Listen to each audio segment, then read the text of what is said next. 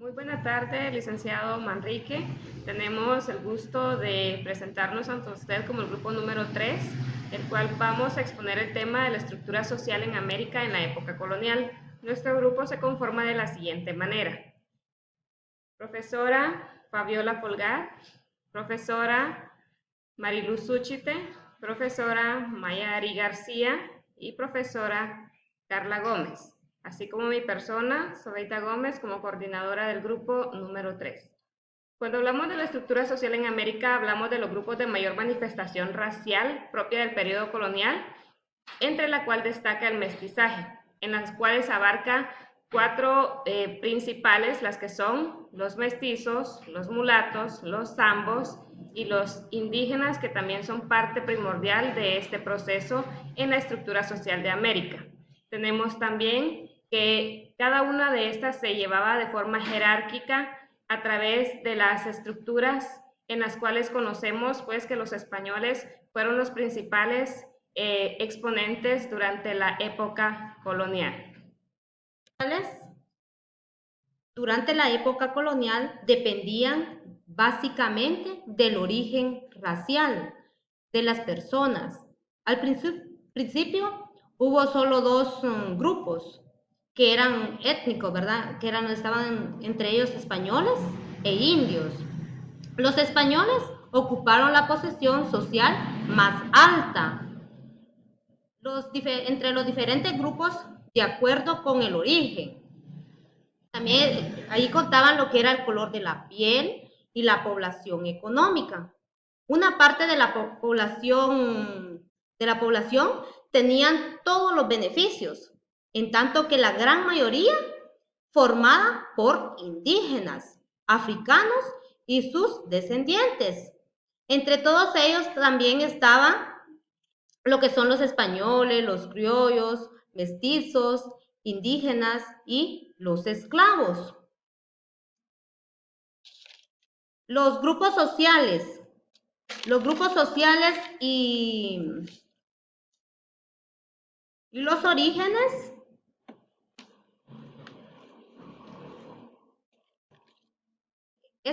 también se dividían entre jefes y trabajadores, ¿verdad? Entonces, de acuerdo, hay una gráfica donde se dividían, por ejemplo, estaba el rey y más así de último quedaban lo que son los indígenas, ¿verdad? Siempre estaban por etapas. Entonces, los grupos sociales ellos y los orígenes se encontraban los reyes, los duques, caballeros y otros individuos con títulos. Ellos eran encargados de tomar las decisiones políticas y concentraban el poder y los privilegios. También esto se dio en Rusia. En Rusia, en la época, se referían a los estamentos superiores y privilegiados, nobleza y el clero. Esto es parte también que estaba parte que lo estaba representando por medio de una iglesia y también por los pueblos, ¿verdad? Que desarrollaban los trabajos con productos en el campo. La sociedad colonial estaba basada en una clara distribución desigual de la riqueza, el trabajo y la raza. El mayor poder político y económico lo ocupaban los españoles venidos de Europa junto a ellos, pero con menos influencia política. Estaban los criollos americanos de pura sangre española. También nos dice que la sociedad colonial estaba dividida en varios rangos, los cuales lo dividían lo que son los criollos, los indígenas y otros tipos de poblaciones, las cuales también estaban básicamente es la interacción del mundo indígena con el español. Y también las sociedades coloniales se determinaban por la diferencia cultural y que se expresaban sociedades muy diferentes. Estructura social en América en la época colonial. La sociedad colonial se estructuró en diversos grupos o estamentos ordenados jerárquicamente. En el siglo XVI, los conquistadores, a raíz de sus hazañas guerreras, ocuparon el rasgo social. Esto quiere decir que los blancos fueron los primeros representantes directos y intereses del rey. Mestizos. Es una clasificación de tipo racial aplicada por el Imperio Español en América a partir del siglo XVI, para denominar a una de las castas o cruzas previamente de relación sexual entre una persona blanca o viceversa. Una parte de los mestizos era de origen norteamericano, pero el grupo más importante llegó a las islas del Caribe, especialmente de Jamaica. A estos últimos también se les conoce como criollos y hablan el inglés. Se ubicaron en Izabal y en los puestos de Santo Tomás y Puerto Varas. Indígenas. Los indígenas se caracterizan por determinados rasgos físicos muy demarcados, como la piel mestiza, ojos negros, cabello oscuro y lacio, y una contextura robusta. Su vestimenta varía según el tipo de clima de la zona en que habitan y suelen usar prendas confeccionadas con tejidos y pieles de animales. Mulatos y zambos. Los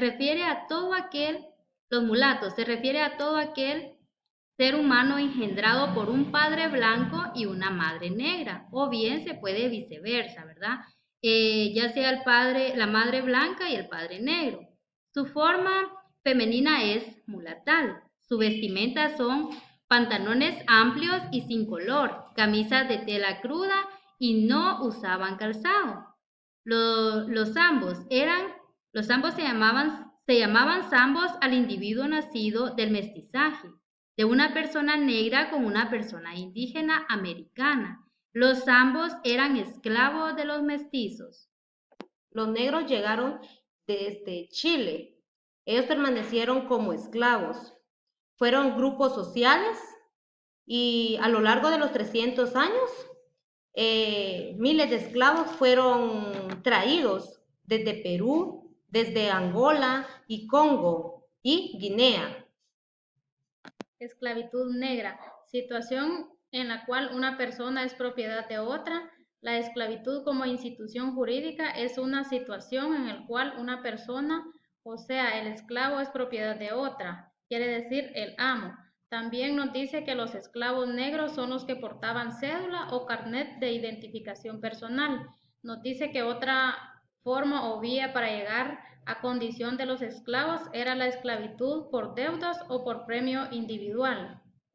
Aristocracia nos dice que ellos eran de gobierno, significa que los mejores, ellos son los que se consideraban los más sabios y capaces y diligentes. También ellos eran los encargados de tomar cualquier tipo de decisión en beneficio e interés del resto de habitantes del Estado.